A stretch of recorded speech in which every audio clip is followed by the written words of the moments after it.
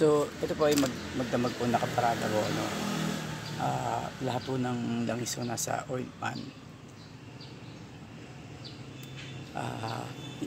Hindi ho accurate ang reading nyo pagka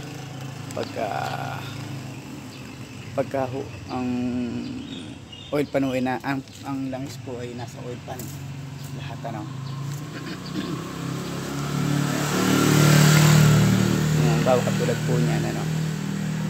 Yan, nakita nyo yun, ayun yung tuldok na yun, ayun po yung pool. So pool ho siya, no. Ayun, no. So ayun yung pool, ayun yung high, ayun yung low, ano.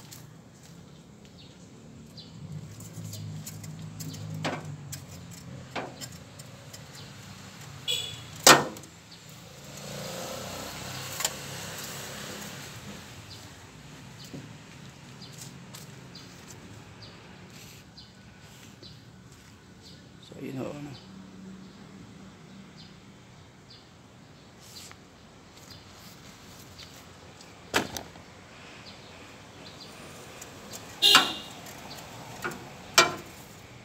Ang pinakamaganda ho niya, mas accurate po. Though hindi ko naman sinasabi hindi accurate, ano. May mas accurate ho kung tatakbuhin nyo muna yung makina ng mga 5 minutes, tapos papatayin nyo, saka nyo checkin, ano. So papatakbuhin ko muna yung makina.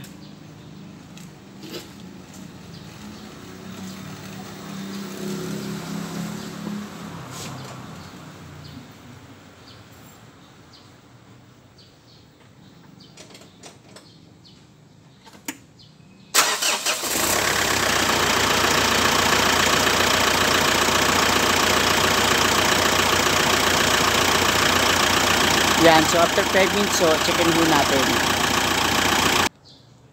So ano pala ho, pinandar ko ng mga 3 minutes, tapos 3 minutes, 2 minutes, tapos pinatay ko, tapos after 5 minutes, yun pala ho yung 5 minutes na dapat na tinutukoy ko, no. Pagkapatay nyo, after 5 minutes, checkin nyo para ko yun lang so mag-settle down sa oil pan, ano. May nag-settle down sa oil pan, tapos bukod sa may naiwan dito sa makina ho, ano. Yun ho ang mas accurate ho na oil level check po yun, ano. So napansin nyo dyan, yung ginagamit ko para i-dispose na lang.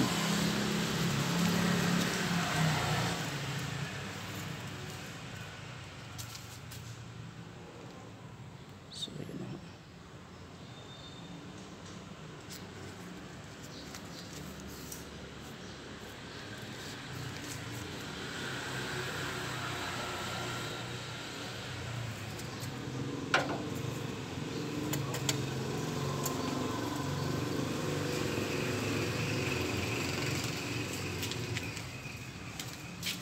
Ayun ho, nakita nyo yung butas na lumitaw ho yung butas.